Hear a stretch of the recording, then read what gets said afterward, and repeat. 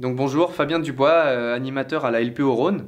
Je vais intervenir dans une classe de CM2 sur Francheville, sur la thématique des rapaces. Donc l'objectif est donc de découvrir un petit peu ces animaux mythiques et emblématiques, tout ce qui est rapaces diurnes, rapaces nocturnes, en restant sur des espèces que l'on peut rencontrer évidemment sur le département. Ce qu'il est prévu, ça va être du coup d'observer plus en détail le régime alimentaire des rapaces. On leur fera passer donc des pelotes, donc ici quelques exemples donc, de pelotes de réjection, ici ce sera du moyen-duc. Une fois qu'ils auront pu décortiquer ces pelotes, l'objectif c'est qu'ils arrivent à déterminer le micro-mammifère qui a été mangé. Donc je dis micro-mammifère, mais ça peut très bien être un oiseau, parfois on retrouve des insectes. Hop, en voici une. Vas-y, je te la tiens. Un crâne. Je vous en mets deux. Et tout le monde a un petit crâne. On fait chanter quoi?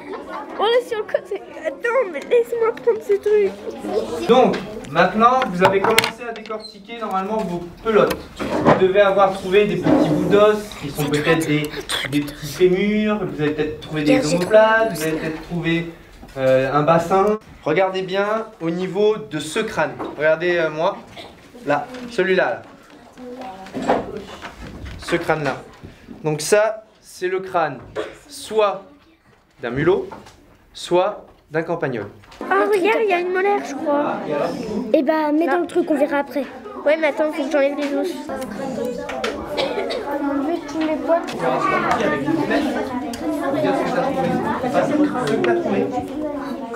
Parce que c'est moi, ça.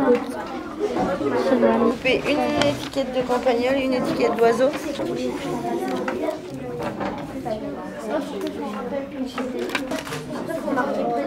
Vous essayez de replacer tous les petits os que vous avez trouvés sur la fiche, comme ils ont fait là aussi.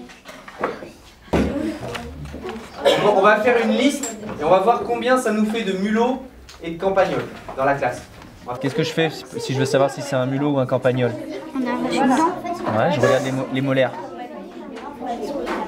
Vous avez rien fait là? C'est un campagnol. C'est un campagnol, un vrai pro.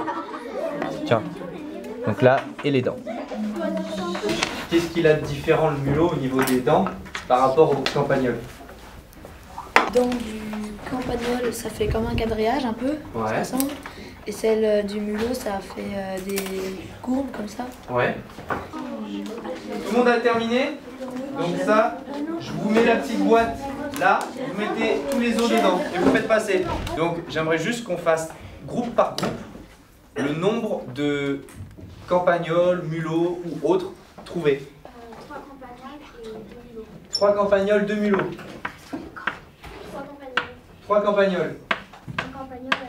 Un campagnol et un mulot. Je trouve que c'est vraiment, vous avez bien bossé. Et je voulais avoir votre avis sur 2-3 petites choses. Je vous ai demandé tout à l'heure si c'était difficile ou pas. Maintenant, j'aimerais bien savoir ce que vous en avez pensé. On savait à peu près ce que les hiboux et les chouettes ils mangeaient, mais on savait pas leur chant, leurs cris. Et ça, tu l'as appris quand ça? Bah, ce matin. Ouais. Et cet après-midi, bah, c'était intéressant qu'on cherche des os dans une pelote que des hiboux ou des chouettes ont cité. Et aujourd'hui, donc application de ce qui a été vu, en faisant une observation sur le terrain, apprendre à identifier, reconnaître les chants, aller en milieu naturel et se rendre compte un petit peu de toutes les richesses qu'il y a au niveau avifaune, et pourquoi pas sur ce qu'on peut observer d'autres. Là, vous voyez, regardez tout en haut du cèdre, si vous vous reculez un peu par là-bas, vous avez une pie bavarde là-haut. Est-ce que vous la voyez tous? Oui. Est-ce que vous arrivez tous à la capter dans vos jumelles? Et les enfants, on va s'arrêter après. Pour le moment, on se déplace, on regarde pas dans les jumelles. Gustave, allez. Le voilà. On a repéré le nid d'un martinet. Bah, parfois, on fait des travaux et du coup, le martinet, on bouche ses trous. Alors du coup, le martinet, il disparaît, il part. Après, il y a des solutions. Qu'est-ce qu'on peut faire pour les oiseaux? Par exemple, si jamais on rebouche les trous, on peut rajouter quoi? Des nids? Un quoi? Ouais, vas-y. Un nichoir, ouais. Allez, on va continuer notre petit chemin.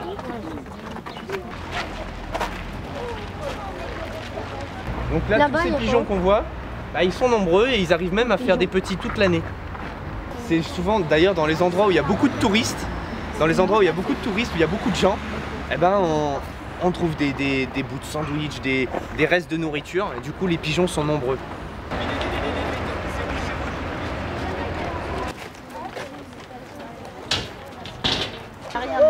C'est pas de l'autre côté, j'ai déjà regardé. Je sais pas si elles sont parties ou si elles sont parties. Les voilà qui sont arrivées. Alors en fait, en faisant la tourterelle, elles me prennent pour un intrus. Ce qui fait que là, normalement, elles devraient pas tarder à chanter, je pense. Sur le fil électrique, tu suis le deuxième fil, celui du haut, tu suis et tu vas la voir sur le fil. Et vous la voyez chanter. Écoutez-la chanter. Est-ce que vous retrouvez l'oiseau? C'est lequel déjà? C'est le truc à tête noire. Pouvette à tête noire. Alors, tu vois, regarde, la femelle, quelle couleur? Elle a la calotte, comment? Rousse. Ouais, rousse. Des vrais ornithologues professionnels. Hein. La calotte rousse. Donc là, par contre, on a eu du coup un Mâle. parce que La calotte était noire. Super.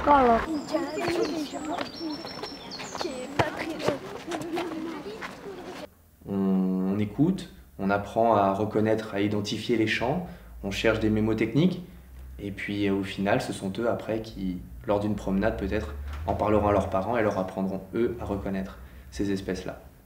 Ça, c'est le troglodyte. Rappelez-vous, du troglodyte, ça commence par le tr.